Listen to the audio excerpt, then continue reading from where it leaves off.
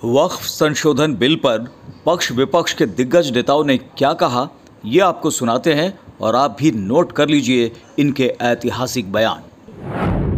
मान्यवर, आज देश के कई गणमान्य चर्च और चर्च के समूह वक्फ बिल का समर्थन कर रहे हैं। उनको लगता है कि इसका विरोध कर हम मुस्लिम भाइयों की सिंपैथी जीतकर अपनी वोट बैंक पक्का करेंगे। उसमें कोई फायदा नहीं होगा अखिलेश, इसलिए कि 4 साल में मुस्लिम भाइयों को मालूम पड़ जाएगा कि कानून तो उनके फायदे में है। और इसके साथ ये दक्षिण के सारे जो सांसद बोल रहे हैं, अपनी अपनी कॉन्स्टिट्यूएंसी में सारे चर्च को मान्यवर नाराज कर रहे हैं। उनको पता नहीं, सारे चर्च को नाराज कर रहे हैं। सारे चर्च ने रिजोल्व किया है कि हम खिलाफ इसका हम समर्थन करते हैं। मान्यवर, तेलंगाना में 66,000 करोड़ की 1700 एकड़ जमीन पर दावा कर दिया। असम में मोरीगांव जिले की 134 एकड़ भूमि पर दावा हुआ। बिहार का मैं लालू जी के कोर्ट के साथ बाद में बताता हूं। गुरुद्वारा से संबंधित हरियाणा की 14 मरला भूमि को वक्फ को सौंप दिया। और मान्यवर, प्रयागराज में चंद्रशेखर आजाद पार्क को भी वक्फ घोषित किया। और मान्यवर, महाराष्ट्र के वडानगे गांव में महादेव की मंदिर पर दावा किया। और बीड में कंकलेश्वर मंदिर की 12 एकड़ जमीन वक्फ बोर्ड ने जबरन ले ली। मान्यवर, ये सब जब जो चल रहा है, इसमें आज भी मैं स्पष्ट करना चाहता हूं, वक्फ जो कि मुस्लिम भाइयों की धार्मिक क्रियाकलाप और उनके बनाए हुए दान से ट्रस्ट है, उसमें सरकार कोई दखल करना नहीं चाहती है। मुतवल्ली भी उनका होगा, वाकिफ भी उनका होगा, वक्फ भी उनका होगा। परंतु वक्फ की संपत्ति, इसका रख रखाव ठीक से हो रहा है नहीं। वक्फ का संचालन कानून के हिसाब से हो रहा है, निजी उपयोग के हिसाब से। सैकड़ों साल पहले किसी बादशाह ने दान किया, हमारी भाषा में कहो तो धर्मादा किया। अब इसकी संपत्ति को आप 12,000 रुपये में 5 सितारा होटल बनाने के लिए दे देते हो, ये उचित है क्या भाई? वो पैसा गरीब मुसलमान के कल्याण के लिए करिए, तलाकशुदा महिलाओं के कल्याण के लिए करिए, जो अनाथ बच्चे हैं उसके कल्याण के लिए करिए। मानिए, और ये करने की जगह बेरोजगार मुसलमान युवाओं के लिए स्किलिंग का काम करिए।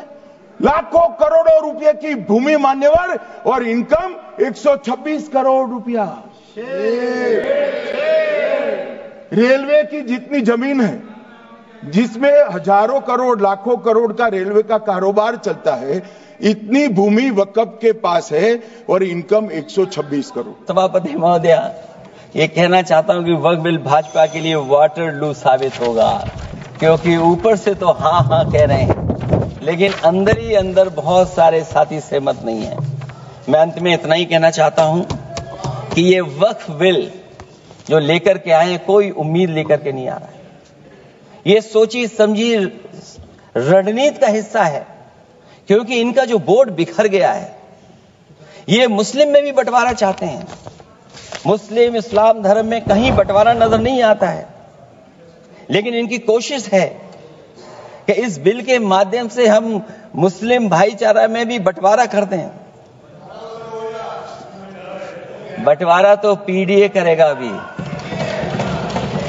अभी देखिएगा। सभापति महोदय, हमारे एक सदस्य कह रहे थे कि चुनाव बहुत अच्छा होता है।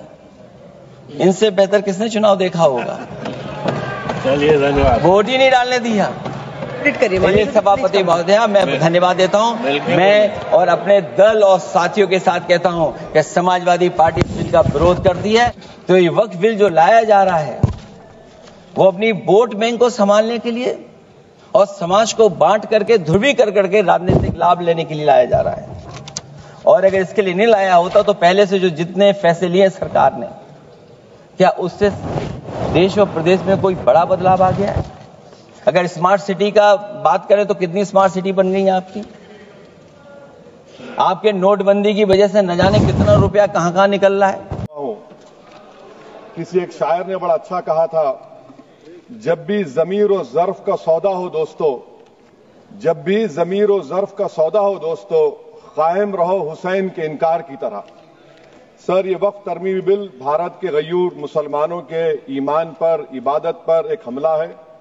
नरेंद्र मोदी की हुकूमत ने इस मुल्क की सबसे बड़ी अक़लियत के खिलाफ एक ऐलान जंग कर दिया, और ये जंग ना सिर्फ मेरे जिस्म पर है, बल्कि मेरी आज़ादी पर, मेरी समाजी और माशी मार्जिनलाइजेशन पर है, मेरी शहरियत पर है, मेरे मदरसे, मस्जिदों, खानखाहों को और दरगाहों को निशाना बनाया जा रहा है। और ये हुकूमत सच्चाई को नहीं बयान कर रही है कि ये तरमीमी बिल से मुसलमानों का तहफ़्फ़ुज़, तरक्की और गुर्बत का खात्मा होगा। ये सरासर झूठ है। सर, अगर आप आइन के आर्टिकल 14 को देखेंगे तो उसमें लिखा हुआ है इक्वल प्रोटेक्शन। अब आप देख लीजिए सर कि हिंदू, सिख और जैन को और बौद्ध को उनके एंडोमेंट में तहफ़्फ़ुज़ मिलेगा, क्योंकि उनका एंडोमेंट बाय यूजर बरकरार है और उनका एडमिनिस्ट्रेशन उनके हाथ में होगा। कि गैर हिंदू या गैर उनके मजहब का आदमी दान भी दे सकता है उनके लिए, और एंडोमेंट बोर्ड का तहफ़्फ़ुज़ भी मिलेगा, क्योंकि उसके ऊपर ओवरराइडिंग क्लॉज अप्लाई नहीं होगा, लिमिटेशन का कानून उस पर अप्लाई नहीं होगा। उसके बरक्स ऑपोजिट आप देख लीजिए, मुस्लिम वक्फ को वक्फ बाय यूजर निकाल दिया गया। एक मुस्लिम वक्फ की जायदाद पर कब्जा होगा, लिमिटेशन लगेगा, तो जो एनक्रोचर है, जो खाबिज है, वो रातों रात मालिक बन जाएगा और एक गैर मुस्लिम वक्फ बोर्ड को एडमिनिस्टर करेगा। ये आर्टिकल 14 के इक्वल प्रोटेक्शन का वायलेशन।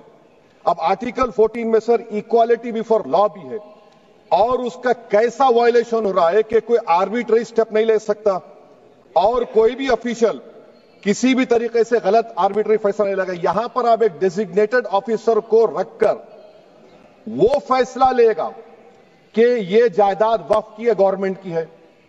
क्या ये प्रिंसिपल्स ऑफ नेचुरल जस्टिस के खिलाफ नहीं है, जिसका तकर्रुर एग्जीक्यूटिव करती है? ये हमारे theory of separation of powers, Bharat के आइन का बेसिक स्ट्रक्चर का हिस्सा है। क्या इसका वायलेशन नहीं है? सर, आर्टिकल 25 का वायलेशन कैसे है कि आप मुसलमानों से वक्फ बाय यूजर छीन रहे हैं और फिर आप कर्ब कर रहे हैं वक्फ वाल औलाद को, मगर वहीं पर दूसरे धर्म के मानने वालों को उनके मजहब पर चलने की पूरी इजाजत है। लफ्ज जो आर्टिकल 25 में इस्तेमाल हुआ सर, वो इक्वली एंटाइटल्ड, यहां पर मुसलमानों के इक्वल एंटाइटल्ड नहीं हो रहा। अभी हम गृह मंत्री का, वजीर दाखिला का यहां पर उनका हमने तकरीर सुनी, यहां पर वो ये कहते हैं, वजीर दाखिला, शायद वो कटमुल्ला की जबान ना कह दें, वजीर दाखिला कहने पर वजीर दाखिला ने अपने बयान में कहा कि बोर्ड और काउंसिल जो होगा वो माने वक्फ इस्लाम से अलग है। सर, अगर ये बात सच है आपकी, तो फिर आपको यह कानून बनाने की जरूरत ही नहीं है। आप एक नॉन स्टैट्यूटरी बॉडी बना दीजिए। ये जो कानून बन रहा है ना सर, ये आर्टिकल 26 इसका सोर्स है, और आर्टिकल 26 जब इसका सोर्स है तो आर्टिकल 26 का ABCD क्या कहता है कि रिलीजियस डिनोमिनेशन को अपने मजहब के अफेयर्स खुद चलाना, मूवेबल इमूवेबल प्रॉपर्टी को लेना और एडमिनिस्टर करना। जब हिंदू धर्म को, बौद्ध धर्म को, सिखों को यह राइट दिया गया है, तो आप कैसे मुसलमानों से छीन रहे हैं? तो यह आर्टिकल 26 का ग्रेव वायलेशन है। तो सर, अब वक्फ बाय यूजर का मामला देखिए, मिनिस्टर साहब ने कहा कि एंक्रोचमेंट हो रहा है, 17,000 एंक्रोचमेंट हुए हैं। तो यही नरेंद्र मोदी की हुकूमत ने 2014 में उस वक्त के मंत्री ने एक Wakf properties eviction of unauthorised occupants bill को इंट्रोड्यूस किया। आपने विड्रॉ कर लिया 2024 में उसको। क्यों विड्रॉ किया सर आपने? जब आप मान रहे थे कि एंक्रोचमेंट हो रहा है तो आपने बिल को विड्रॉ कर लिया। अच्छा सर, अब वक्फ बाय यूजर को आपने निकाल दिया, माने कंडीशन क्या लगाए कि अगर उसमें डिस्प्यूट होगा और गवर्नमेंट प्रॉपर्टी होगी। सर, डिस्प्यूट तो है। मिसाल के तौर पर मोहिबुल्लाह साहब जिस मस्जिद के इमाम है, पार्लियामेंट के सामने मस्जिद है सर, 123 प्रॉपर्टीज में मस्जिद है, डिस्प्यूट चल रहा है। कल कलेक्टर या डिस्ट्रिक्ट ऑफिसर बोलेगा कि भाई साहब ये गवर्नमेंट प्रॉपर्टी है, स्टिकर लगा दिया जाएगा, मस्जिद बंद, गवर्नमेंट प्रॉपर्टी हो गई, होगी ना सर? अब ये बताइए, आप जब से यहां पर पूरे बीजेपी रूलिंग पार्टी हमको ज्ञान दे रहे हैं कुछ नहीं होगा, कुछ नहीं होगा, मैं दलील के साथ बता रहा हूं आपको। ये मस्जिद दिल्ली गवर्नमेंट बोलती हमारी है, वक्फ दिल्ली वक्फ बोलता हमारी है, तो सर वक्फ बाय यूजर, अगर मैं अपनी गवर्नमेंट के खिलाफ वक्फ बोर्ड वक्फ बाय यूजर इस्तेमाल नहीं करेगा तो क्या है सर? अच्छा, ये अमेंडमेंट जब हो जाएगा तो मुझे कहने दीजिए सर, सिर्फ प्राचीन मंदिरों की इबादत होगी, मस्जिदों की नहीं होगी। अब सर आप आ जाइए, अगर डिस्प्यूट मेरा एंशिएंट मॉन्यूमेंट से वक्फ का, एक मिसाल दे रहा हूं, दिल्ली में 172 वक्फ प्रॉपर्टीज एएसआई कंट्रोल में है, मैं तो हार ही गया वो, क्योंकि मेरे पास डॉक्यूमेंट नहीं है। आप कह रहे हैं कि डॉक्यूमेंट चढ़ाओ, अगर मेरा गवर्नमेंट से डिस्प्यूट चल रहा है मैं तो क्लेम ही नहीं कर सकता, क्योंकि आप जज बनेंगे, आप ही फैसला करेंगे, और जब तक आप फैसला नहीं करते वो वक्फ की प्रॉपर्टी नहीं होगी। वो प्रोविजन डाल दिया आपने। अच्छा, अगर मेरा डिस्प्यूट एनक्रोचर से होगा सर, तो एनक्रोचर में तो आपने तो 107 को डिलीट कर दिया, आप रातों रात खाबिज को, एनक्रोचर को मालिक बना रहे हैं। सर मैं ये पूछना चाहता हूं आपके जरिए हुकूमत से, एक मुंबई में एक बहुत बड़े दौलतमंद है, खोजा बरादरी का यतीम खाना था, उन्होंने 2004 या 5 में 22 करोड़ में खरीद लिया। वो केस सुप्रीम कोर्ट में, क्या आप उनको मालिक बनाना चाहती है लिमिटेशन एक्ट अप्लाई करके? हमको बताइए, हम जानना चाह रहे हैं। और सच्चर कमेटी ने सर 2007 में कहा कि दिल्ली के 123 प्रॉपर्टीज की मार्केट वैल्यू 6000 करोड़। विपक्ष को भी अब समझने की जरूरत है कि अगर किसी की बेहतरी के लिए अगर कुछ किया जा रहा है, संशोधन किए जा रहे हैं, तो उसको भी ईमानदार तरीके से विपक्ष सुधारे ना। अगर पारदर्शिता किसी सिस्टम में लाने का प्रयास किया जा रहा है तो उससे ऐतराज किस बात का है? अगर एक ऐसा संशोधन लाया जा रहा है जो उस वर्ग के गरीब लोग हैं उनको मुख्य धारा के साथ जोड़ता है, तो इसमें तकलीफ क्या है? दिक्कत यह है कि जस्ट बिकॉज एनडीए लेके आ रहा है, प्रधानमंत्री नरेंद्र मोदी लेके आ रहे हैं, तो ये गलत ही है। और हर बार सिर्फ इसका विरोध इसलिए करो क्योंकि एनडीए की सरकार लेकर आ रही है। और विरोध करने का तरीका आप तथ्यों पे कीजिए ना।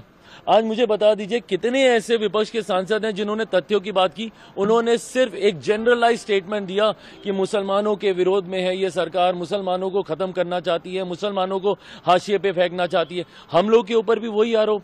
हाँ, मुझे बताइए, मैं रामविलास पासवान का बेटा हूं। मेरे नेता, मेरे पिता ने अपनी पार्टी को समाप्त कर दिया 2005 में, मुस्लिम मुख्यमंत्री बिहार में बने, उसकी पैरवी करते करते। उस वक्त कहां थी ये तथाकथित सारी सेक्युलर पार्टियां? क्यों नहीं आ गए ये समर्थन में? आज मेरी धर्मनिरपेक्षता के ऊपर, आज मेरे सेक्युलरिज्म के ऊपर आप सवाल खड़े करते हैं, बट उन लोगों का आप साथ देते हैं जिनको सच्चर कमेटी की रिपोर्ट कहती है कि भैया मुसलमान की बदहाल परिस्थिति के जिम्मेदार ये लोग हैं। कांग्रेस का आप साथ देंगे, राजद जैसी पार्टी का साथ देंगे जिन्होंने खुद वक्त को लेकर, लालू जी का बयान वायरल है आज की तारीख में, हर कोई जान रहा है उन्होंने क्या कहा क्या नहीं। और विपक्ष की ये आदत बन गई है डराने की लोगों को। इन्होंने इसी तरीके से डराते डराते सीए के बारे में इन्होंने भ्रम फैलाने का प्रयास किया कि वो नागरिकता छीन लेगा। कौन से मुसलमान की नागरिकता छीन ली गई मुझे बताइए? मैंने सदन के इसी पटल में मैंने बोला था कि हाथ कंगन को आरसी के आने वाले समय में पता चल जाएगा किसकी नागरिकता गई। इतना समय हो गया, कौन से मुसलमान की नागरिकता छीन ली गई? धारा 370 हटाने को लेकर इसी तरीके का भ्रम फैलाया गया। हर बार लोगों को सिर्फ डरा कर, और आज पुनः अगले 2 साल में पता चल जाएगा ना, 2029 में हम लोग फिर जाएंगे चुनाव में, 29 के चुनाव में परिणाम दिख जाएंगे। अभी बिहार का चुनाव है 6-7 महीने के बाद, उसमें पता चल जाएगा भैया।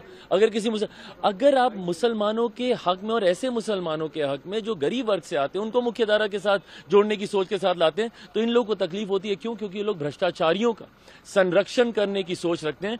ये संशोधन मैं ईमानदारी से मानता हूं, मैं रामविलास पासवान का बेटा हूं, कोई ऐसी गलत चीज का मैं पक्ष नहीं लूंगा जो मेरे पिता की विचारधारा के खिलाफ जाए। मेरा कमिटमेंट ना सिर्फ समाज के इस वर्ग के साथ है, मेरा कमिटमेंट मेरे पिता की आइडियोलॉजी के साथ भी है, तो मैं कतई उसके साथ मैं समझौता नहीं करूंगा। मैं मानता हूं कि यह संशोधन प्रो पुअर मुसलमान है, ये संशोधन उन महिला मुसलमानों के हक में है जिनको अभी तक हाशिए पे रखा गया है। मणिपुर पे चर्चा हो रही थी, राहुल गांधी उस वक्त नहीं थे। अब ये बता दीजिए इन लोग की गंभीरता, एलओपी की गंभीरता बताइए। आज सुबह जब ये भी आया, जब ये वफ्द को भी जब इंट्रोड्यूस किया जा रहा था, for the longest time LOP was missing. अभी जब मणिपुर वाला मामला, मणिपुर इतनी बार ये लोग कह रहे हैं, उसका राजनीतिकरण कर रहे हैं, सब कर रहे हैं।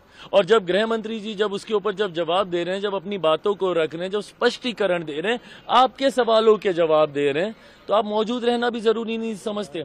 वक्त के दुनिया भर के ये लोग माहौल बना रहे हैं, जनता के बीच जा रहे हैं, मुसलमानों के बीच जा रहे हैं। आप दिन के विजुअल्स निकाल के देखिए, विपक्ष के कितने सांसद कब कब मौजूद थे।